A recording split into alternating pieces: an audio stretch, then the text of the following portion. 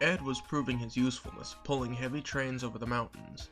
Where it used to take 2 or even 3 engines, Ed could do the work alone. He'd start on the west side of the mountains, and huff and puff and pull his cars to a yard on the east side, where other engines could take them. One day, a new engine arrived at the east yard. His name was David, and he looked just like Ed, except he had 2 sets of 6 wheels instead of 8. He couldn't pull trains as long as Ed's over the mountains, but anywhere else he was the strongest of them all. When Ed arrived, he was surprised to find his look-alike waiting for him. They quickly became good friends, and David's fireman remarked, "I think you two could be brothers." "Do you really think so?" "Well, we do look alike," said Ed. "Then brothers it is." They talked for some time, but soon enough Ed had to leave to collect his next train. David took over his last train for the rest of its journey. He backed down and waited while the coupling was secured. He heard some workmen talking nearby. "I don't get it," one said. "Get what?" asked the other. "I don't get why they built engines like that one," he pointed to David, "and not more like Ed." "Well, Ed is built to work on the mountains. Why send him to do work that other engines can do themselves?" "They're no use," the first workman said. "It's a waste of money, I say."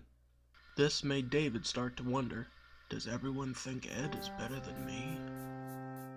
When he saw Ed again, he pretended all was well, but he felt more and more worried that he wasn't as good as his brother. A train had been put together for Ed to take west.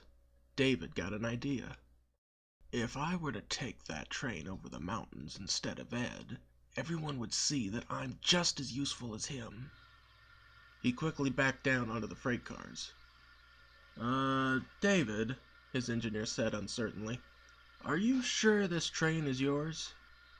Of course it is. I'm ready to go." When the signal dropped, David was ready. The train was heavier than any he'd taken before. His wheels slipped, his pistons strained. But at last, pulling his hardest, he slowly chugged out of the yard. "Look, David's taking that train! Just you watch, he'll surprise us yet." Out on the main line, the heavy train kept David from going very fast. His wheels ached with the effort. His engineer began to feel worried about him. "Are you all right, David?" he asked. Yes, I'm fine." He barely had the breath to answer. He started to climb the mountains, and then the work became harder than ever. Smoke billowed from his chimney as he felt his wheels turning slower and slower. He tried his best, but he finally ground to a halt. His engineer got out to examine him and saw how exhausted he was. He quickly pieced together what had happened. He shook his head, disappointed. "This is what you get for trying to show off," he scolded. "I'll go call for help." David felt ashamed. Ed soon came to take the train away, and David slunk sadly home. When he arrived, the first workman saw him and sighed. "So much for surprising us. I told you they weren't any good." David didn't say anything. Over the next few days, whenever Ed came through, David would hide on a siding and say nothing. Ed could tell his brother was miserable. He wanted to help, but he didn't know how.